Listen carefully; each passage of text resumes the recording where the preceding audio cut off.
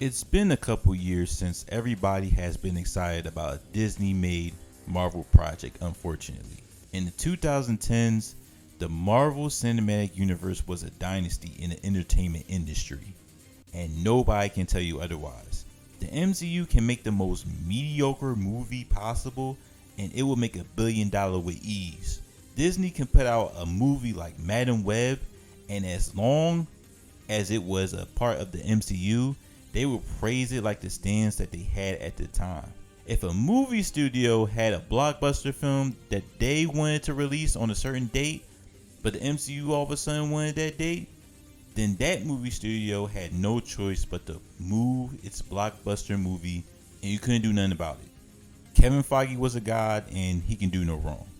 But like all dynasties, there is a closing chapter. We all know what happened with Endgame. Most of the Avengers were done, including Robert Downey Jr. as Iron Man, and it was time to create a new vision to continue this massive cinematic universe. Besides Spider-Man No Way Home though, all the projects has been at best up and down. The MCU movies and TV shows were not praised as they once were, and in fact has been under more scrutiny than ever before. You would think that after finally owning most of your characters like Marvel has, it would be easier to make the universe better than the previous phases. Instead, having iconic characters like the Fantastic Four and X-Men had the audience into more confusion. That's not even going into the unfortunate incidents that has happened behind the scenes the past years since Endgame. So out of all the projects Kevin Feige had announced during his usual press conferences for Disney, X-Men 97 was the biggest wild card for me. I didn't grow up with the original cartoon X-Men. My first introduction to X-Men was X-Men Evolution. Most of the X-Men were teenagers. Mystique was the principal. And he tried to be diverse by giving this weak ass character Spike, who only powers was to grow spikes. Anyways, that was my introduction to the X-Men, along with, of course, the Hugh Jackman X-Men movies. I tried watching some of the OG X-Men to get ready for 97, but it was too outdated for me, not gonna lie. So before watching X-Men 97, I didn't know what to expect from the show and how it would turn out. I will say X-Men 97 is very good and is better than I expected it from a relaunch IP from the 90s. The most on point thing about the show is the animation. It's so beautiful, and compared to the original show, it's like watching 240p to a 4K video on screen.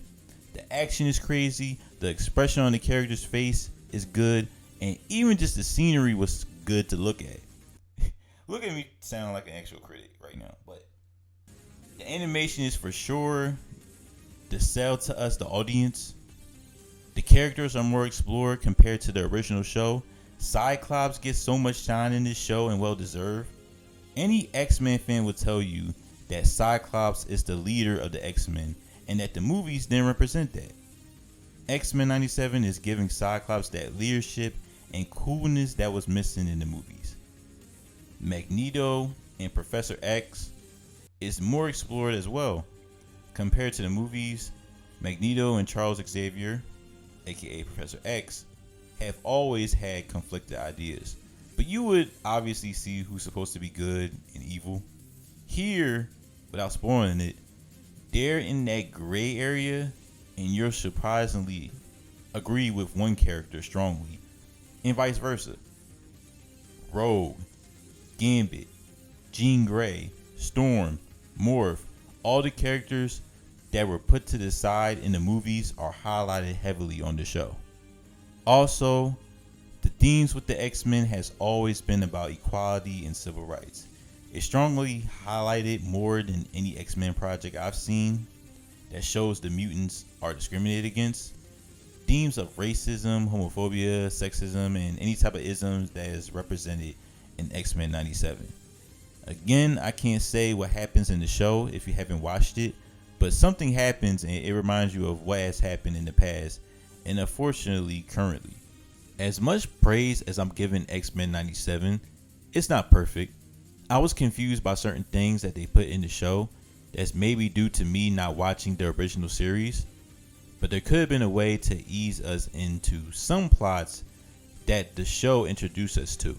Even with the plots you do follow, I feel like that they wrapped it up too quickly and it's underwhelming. There is one particular episode that I felt was a waste of time, and I understand that this is still from the original cartoon, but this show is obviously for the older generation, and you're banking on them. Get us to the important episodes quickly instead of giving us filler like it's an anime. Also, one more nitpick I do have, and it's not a major issue, but I wanted Wolverine to be more involved. I'm sorry, I know he was basically a side character in the comics, but I need that CM Punk, I'm the best in the world Wolverine that I'm used to. We didn't get that, but I know it's about the other characters, so I'm not tripping. X-Men 97 is not a masterpiece, but it's a very good show that will get the Disney Marvel audience talking again. The creator, Beau DeMayo, has done a great job with this show. I can't speak for why DeMayo got fired before the show even started, but I will say if what DeMayo got fired for isn't that serious and he doesn't come back for the second season, I think it's a mistake. But we don't know why DeMayo got fired, so I'll leave it alone.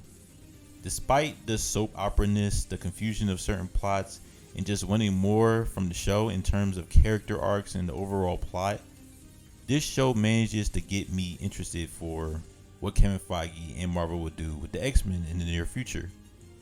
Also, as far as the show X-Men 97, I'm invested going forward to what happens to these characters in the second season. So check out X-Men 97. It's a good time, and especially if you're a legit X-Men fan. One more thing before I go. I just want to say Storm and Magneto had that shit on.